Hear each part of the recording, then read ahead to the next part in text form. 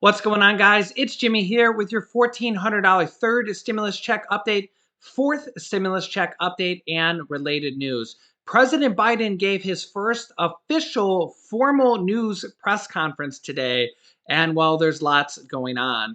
In fact, reporters asked President Biden 0 questions about the pandemic or COVID-19, as they were mostly focused on the border crisis, as well as possibly getting rid of the filibuster in the Senate. And we have some new breaking information on what is going on with these stimulus checks, the $1,400 stimulus checks for Social Security recipients. We finally have some great news there. We're going to jump right in. We got lots to cover. If you're new to the channel, make sure to subscribe down below. It's completely free to do so you don't miss out on updates on the third stimulus check, the fourth stimulus check package, and all the other stimulus items we cover: student loan forgiveness, Social Security raise of $200 per month, $15,000 home taxpayer credit, and the fourth stimulus check that will be coming around the corner. So we're going to jump right in. Here is President Biden on the border crisis, which is quickly becoming the #1 issue in the country. You've said over and over again that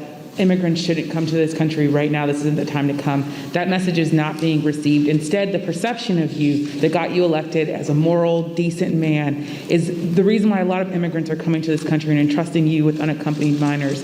How do you resolve that tension? And how are you choosing which families can stay and which can go, given the fact that even though with Title 42, there are some families that are staying? And is there a timeline for when we won't be seeing these overcrowded facilities run by CPB when it comes to unaccompanied minors? Well, look, I guess I should be flattered. People are coming because I'm the nice guy. That's the reason why it's happening. That I'm a decent man, or however it's phrased. That's why they're coming, because Biden's a good guy. Truth of the matter is, nothing has changed. As many people came, 28% increase in children to the border in my administration, 31% in the last year in 2019, before the pandemic, in the Trump administration. It happens every single solitary year. There is a significant increase in the number of people coming to the border in the winter months of January, February, March. It happens every year. In addition to that, there is and by the way, does anybody suggest that there was a 31% increase under Trump because he was a nice guy and he was doing good things at the border? That's not the reason they're coming. The reason they're coming is that it's the time they can travel with the least likelihood of dying on the way because of the heat in the desert, number one. Number two, they're coming because of the circumstances in country. In country. The way to deal with this problem, and I started to deal with it back when I was a United States Vice President, putting together a bipartisan plan of over $700 million to do with the root causes of why people are leaving. What did Trump do? He eliminated that funding. He didn't use it. He didn't do it. And in addition to that, what he did, he dismantled all the elements that exist to deal with what had been a problem and has been continued to be a problem for a long time. He, in fact, shut down the number of beds available. He did not fund HHS to get the children out of those Border Patrol facilities where they should not be and not supposed to be more than a few days, a little while. But he dismantled all of that. And so what we're doing now is attempting to rebuild the system that can accommodate what is happening today. And I'd like to think it's because I'm a nice guy, but it's not. It's because of what's happened every year. Let me say one other thing on this. If you take a look at the number of people who are coming, the vast majority, the overwhelming majority of people coming to the border and crossing are being sent back. Thousands, tens of thousands of people who are over 18 years of age and single people, one at a time coming, have been sent back, sent home. We're sending back the vast majority of the families that are coming. We're trying to work out now with Mexico their willingness to take more of those families back. But that's what's happening. They're not getting across the border. And those who are coming across the border who are unaccompanied children, we're moving rapidly to try to put in place what was dismantled, as I said. For example, of all the children who are coming across the border, over 70% are either 16 or 17 years old. We're not talking about people ripping babies from mother's arms or little 3-year-olds standing on the border. Less than, I think it's 1.5% fall in the category of the very young. So what we're doing is we're providing for the space, again, to be able to get these kids out of the Border Patrol facilities, which no child, no one should be in any longer than 72 hours. And today, I went to, for example, I used all the resources available to me, went to the Defense Department, and the Secretary of Defense has just made available Fort Bliss, 5,000 beds. Be immediately available, 5,000 beds in the Texas border. So we're building back up the capacity that should have been maintained and built upon, that Trump dismantled. It's going to take time.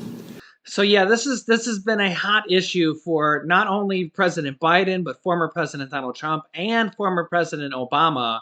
They have all struggled with this issue, and it's not a very easy issue to deal with. One thing to note is that former President Donald Trump said about a week or two ago, and this is just his words, so you can believe it or not. You can let me know your thoughts. Former President Donald Trump said that the border wall on Mexico was almost finished and that it could be finished in about a month's time, but President Biden had stopped the work on it. Now, that is true that President Biden stopped the work on the border wall. Typically, Democrats are against the border wall and Republicans are for the border wall. President Trump, former President Donald Trump, by the way, whenever I say President Trump or President Obama, yeah, they're not the current president, but generally they're allowed that title for the rest of their life. So when you think of Obama, they normally say, and here is President Obama, here is President Trump. They generally keep that title forever. Because whenever I say President Trump, I always get a few comments saying he's not the president anymore. And I understand that. But if you say Obama or Trump, generally there's called President Trump and President Obama.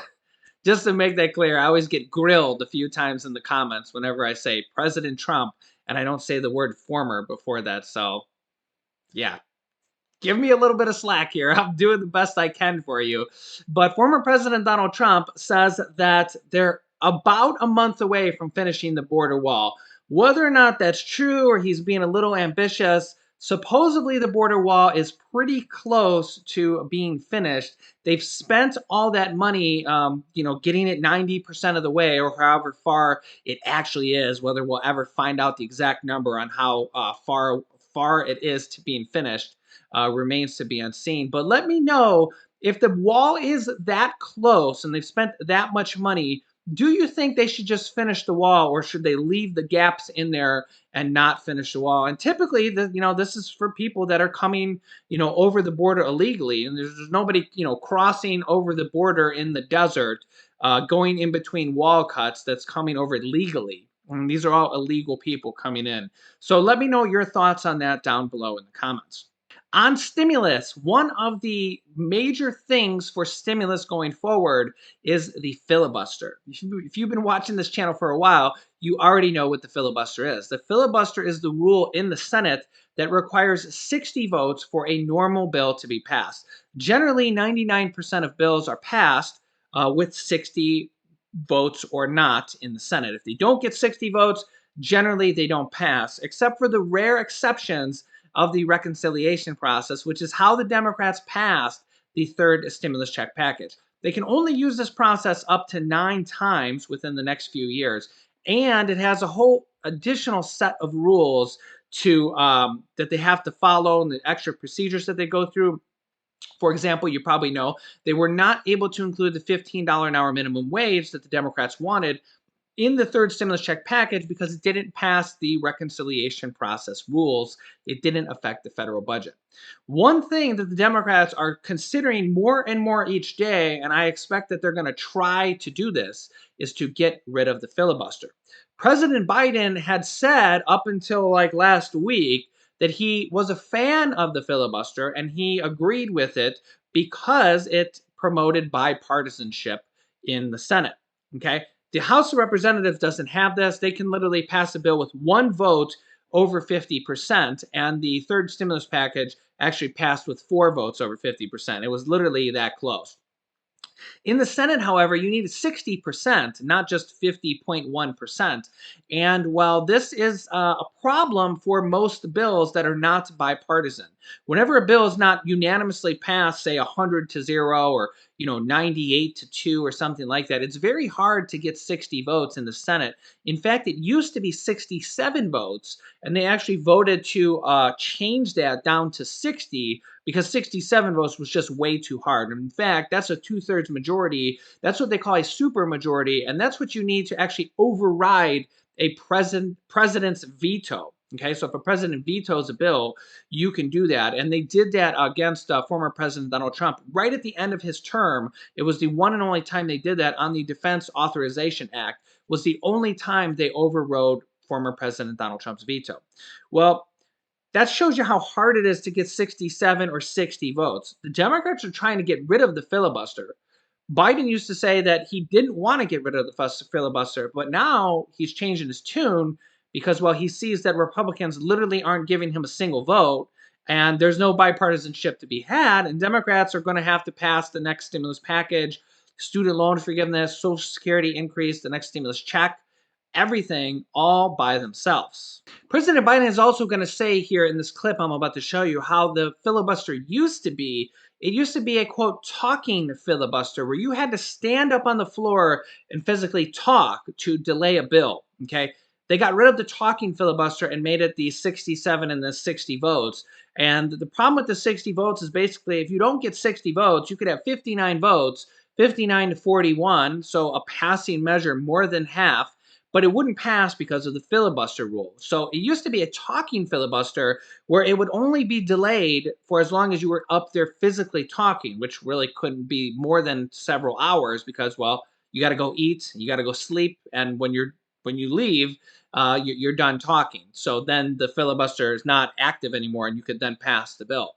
Now they have a non-talking filibuster where basically if you don't get 60 votes, it's done. Anybody can filibuster it, and you always get at least one person from either side because, well, it didn't get 100 votes, so there's always some people that voted no for it. President Biden is going to talk to you about going back to the talking filibuster, which would essentially get rid of the filibuster because, well, a Republican in this example would only be able to delay the bill for as long as he could physically stand up there and talk, so maybe 8 hours at most. It used to be you had to stand there and talk and talk and talk and talk until you collapsed. And guess what? People got tired of talking and tired of collapsing. Filibusters broke down and we were able to break the filibuster, get a quorum and vote. So I strongly support moving in that direction, in addition to having an open mind about dealing with certain things that are just elemental to the functioning of our democracy, like the right to vote, like the basic right to vote. We've amended the filibuster in the past. But here's the deal. As you observed, I'm a fairly practical guy. I want to get things done. I want to get them done consistent with what we promised the American people.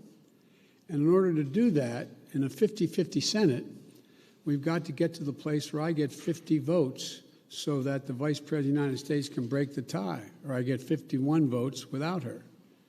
And so I'm going to say something outrageous. I have never been particularly poor at calculating how to get things done in the United States Senate. So the best way to get something done, if it holds near and dear to you that you like to be able to, anyway, we're going to get a lot done. And if we have to, if there's complete lockdown and chaos as a consequence of the filibuster, then we'll have to go beyond what I'm talking about.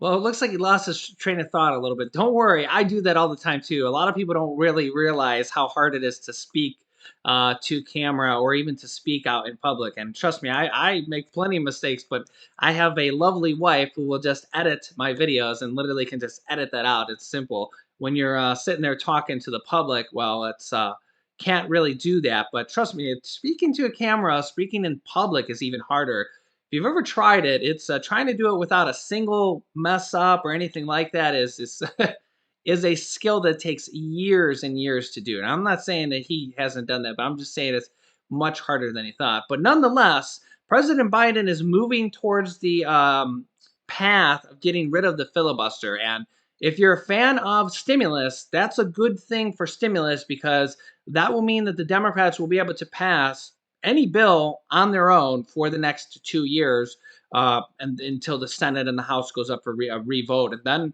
the Republicans could have that luxury of being able to do that as well. It's not just for the Democrats. This would be for going forward, but for the next 2 years, it would be for the Democrats. And if you're a fan of stimulus, Social Security raises, student loan forgiveness, minimum wage raises, next stimulus package, next stimulus check, getting rid of the filibuster makes all that way easier, and in fact, it would pretty much seal the deal for a lot more stimulus in the future. Let me know your thoughts down below in the comments. Okay, really good news on the $1,400 stimulus checks for Social Security beneficiaries. As you can see here in black and white, Social Security has finally sent over the beneficiary info to the IRS for stimulus payments. I've been getting some comments from people that saying they didn't believe what I was saying. And listen, that's why I show this stuff right here in black and white. And if you're not deep into stimulus, we really just figured this out last night why Social Security beneficiaries, 90% of them, haven't gotten their stimulus checks. And it's because the Social Security Administration literally hadn't sent over the payment information and the files to the IRS. And the House Ways and Means Committee from the U.S. House of Representatives just figured that out last night. So, and I get comments from people that are saying, I called the Social Security and, I talked to Susie or I talked to Bob and I talked to Joe and they told me something else. And it's just like, you really got to take when you call somebody like that on the phone, and I relate that to customer service. You'll call customer service one time and you'll hear something completely different than when you'll hear what the next person you're on the phone. You call up an administration, a large administration like that, and a brand new current breaking news story that's literally just hitting last night, and you'll probably get 5 different answers from 5 different people. So I just want to throw that out there. But that's why I like to show my sources on the screen. All right, and here we go. Another source right here so you can see it in black and white. Social Security gives the IRS the data to speed delivery of the COVID-19 relief checks. Finally, March 25th at 4 p.m. EDT time. So we're going to scroll down here and I'll let you see this here in black and white so that you believe it and you know everything I'm saying is true. The Social Security Administration, SSA, on Thursday finally sent the IRS the data necessary to deliver the coronavirus stimulus checks to people receiving government assistance after lawmakers expressed alarm that the payments were delayed. President Biden on March 11th signed into law the third stimulus check package, which provides the $1,400 stimulus check per person, similar to previous rounds of direct payments. But nearly 30 million people receiving Social Security and supplemental security income benefits had yet to receive their stimulus checks or deposits. The delay was a result of the Social Security Administration being unable to immediately transfer data to the IRS upon the law enactment of those beneficiaries who don't have to file tax returns because their income falls below the threshold. This is a key paragraph here. And I tend to think that about the 10% of people that it seems like that are on Social Security that already did get their direct deposit, it seems like, and again, I'm not 100% sure of the rhyme or reason why some people got it and most didn't yet. But I think the people that got it are people that file tax returns and have already filed tax returns. So that's where the IRS has their latest data from. Everybody else, they're waiting for the Social Security Administration data, and well, they just didn't send it over for the last 12 days since the package had been passed. But now they finally have today. A spokesperson for the SSA, the Social Security Administration, told The Hill on Wednesday evening that the agency didn't have authorization to send the beneficiary files before the pandemic relief law was enacted, despite preliminary discussions with the IRS. The SSA had to first establish a reimbursable agreement with the IRS to fund the work providing the files, and then had to test the new system. But the agency had expected to deliver the final files to the IRS by Thursday. Senior Democrats on the House Ways and Means Committee had demanded Wednesday that the SSA deliver the beneficiary information to the IRS within 24 hours. The lawmakers said Thursday they were informed by the SSA that it had transmitted the files to the IRS at 8:48 a.m. This story was not broke, though, that early. Quote, "We are gratified that the SSA, Social Security Administration leadership, finally recognized the urgency of the moment and acted swiftly on our ultimatum," House Ways and Means Committee Chairman Richard Neal and Democratic Representatives Bill Pascrell, Danny Davis, and John Larson said in a joint statement. The delays imposed by the Social Security Administration Commissioner Andrew Saul defied congressional intent and imposed needless anxiety and pain to taxpayers. Now the IRS needs to do its job and get these overdue payments out to suffering Americans. Further delays will not be tolerated by this committee, the lawmakers added. The House Ways and Means Committee members had also expressed concern about delayed stimulus checks for people who receive Veterans Affairs and Railroad Retirement Board benefits, RRB, and similarly don't have to file tax returns and should receive checks automatically based on their beneficiary status. Those agencies only just transmitted information on beneficiaries to the IRS this week as well. Despite the delay, Saul said that the SSA, the Social Security Administration, ultimately provided the IRS with the necessary files about a week faster than it did during the first round of stimulus checks last year.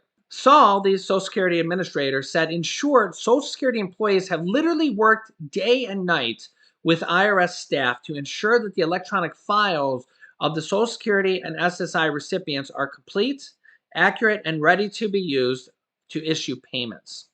So, I'm not one to blame people, but I mean, if we do want to blame somebody, I mean, the buck does stop with the Social Security Administration.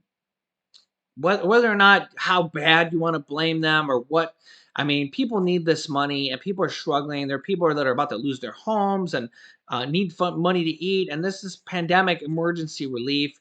But apparently, Social Security has been what they say is working day and night on this. The good news is they finally have gotten the information over to the IRS today. So now they can start the process to send out these direct deposits and checks to people on Social Security. About 90% of people is my guesstimate on people that haven't gotten their checks yet. So I'll keep you up to date on this situation as it unfolds. Hopefully we can get these stimulus checks and direct deposits out ASAP. I'll keep you up to date on that, as well as new information on the fourth round of stimulus, Social Security increases, student loan forgiveness, mortgage and rental assistance, property tax assistance, and utility assistance, all coming out in the near future. I'll keep you up to date on all of it. If you haven't yet, subscribe down below and click the bell icon to all notifications so you don't miss out on new upcoming videos.